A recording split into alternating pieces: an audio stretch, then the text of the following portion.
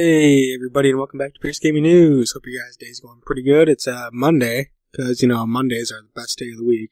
Not really at all. Alright, let's get right into it. So Wasteland 2, which is a sequel to original post-apocalyptic RPGs, kind of like Fallout, I guess, it's coming to Xbox One and PS4 later this year. And Gaming Bolt recently got in touch with, Dan Jenkins, and he's confirmed that the game will be running at 1080p on both consoles. And, he admits that the requirements are different in other games, saying we're a single-player turn-based RPG, so our needs to perform are a bit different than other games, like multiplayer shooters.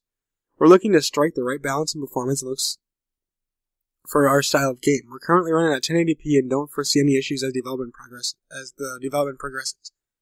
So then when they asked him about the SRAM issues, he said, so far we haven't had any issues with the Xbox One development in regards with the SRAM.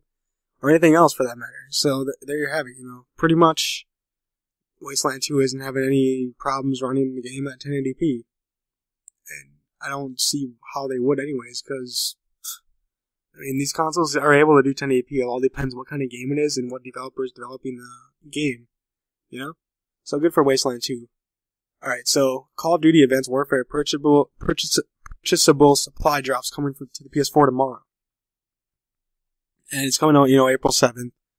The advanced supply drops, are already available for Xbox One, and players are purchasable in the App Store and contain 3 loot items designed to increase your armor and customize your operator.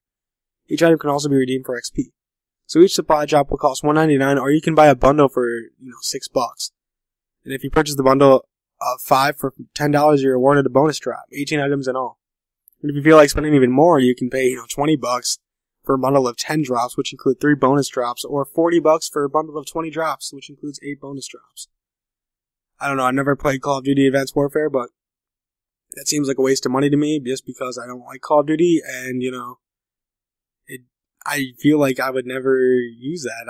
I don't see, because you spend $60 on a game, alright, so what happens from there? Nothing.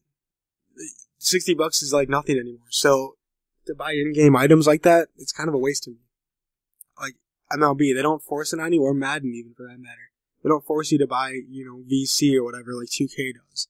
Which I commend them for doing that. So yeah, if you guys want to buy those, go for it. It's on the PS4 coming tomorrow. Go for it. Alright, so the Xbox One April update, they didn't update anything to voice messaging. But here's what it includes. Party chat improvements, additional icons and notifications within the party chat will help you understand your connection and microphone status. Cool. Game hub links, you'll see activity feed items when any of your friends follow a game. You'll also be able to get back to the game's hub from activity feed posts, so that's pretty cool. Achievement notifications, you'll see achievement description, so you know what you did to earn this achievement without having to open the Achievements app. That's pretty cool. What's On, an area is now available for Xbox One users in the US and Canada and in the UK. And you'll find links to popular games, videos, movies, TV shows, game broadcasts, and clips, along with trending TV shows if you have, want that. So that's pretty cool. It finds what you like, so that's always good. Like, hey, we suggest you should watch this show, and then you could check it out. You could like it, you could not. But at least it's something there. It's pretty cool. And here's the big beef of today. I know this is kind of an older article, it's from the 4th, but this pretty much caught my eye right here. It says, GameStop Corporation reveals stunning digital video game sales. Now, EA and a lot of, other companies, EA, I think Ubisoft maybe, or Activision, that was it.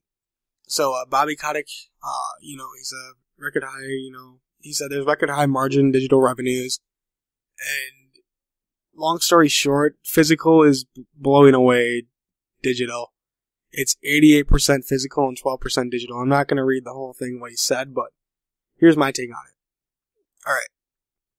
So digital downloads, EA and what they said Activision, are the ones that are hyping up the digital. Like, oh, digital's the greatest thing to ever happen to gaming. Not so much. I don't see that ever becoming a thing now, because people thought, oh, the PS5 might not have a Blu-ray disc drive in it next gen. I think it will, because 88% is a huge amount. Because, okay, what happens if you buy, say, MLB 14 the show? and you wanted to get MLB 15, but you're like, well, I don't think I'll play 14 anymore, so I'll trade it in and get maybe $5 to $6. Yeah, it's not very much, but at least you get something. And I feel like you get more volume out of it when you buy a physical disc than you would digitally. Because that sports game after that year, what good is it to you anymore, you know? You don't get any value from that anymore. You can't trade it in, you can't do anything. It's stuck. It's stuck on your console. So I always go with physical. Unless there's a cheap sale where the game's a good deal. But other than that, physical isn't going to go away anytime soon. So, GameStop's looking pretty good at this point. 12%. This is just in North America, by the way, 2014. But I don't think it would be much different if it was Australia or the UK. You have to have pretty good internet, too, to get digitally downloaded games. Otherwise, you're going to be waiting for days to play a game. When you could just go to the store, take an hour or two out of your day to go get the game and come back, and you won't have to worry. You know, that's things to consider. But if you live out in the middle of nowhere and you have horrible internet, that you might as well just run into town somewhere to get a game. But yeah, that's all the news I gotta talk about today, guys. Make sure to like, comment, favorite, and subscribe, and follow me on Twitch, Twitter, and Facebook. I will talk to you guys tomorrow. Have a good one.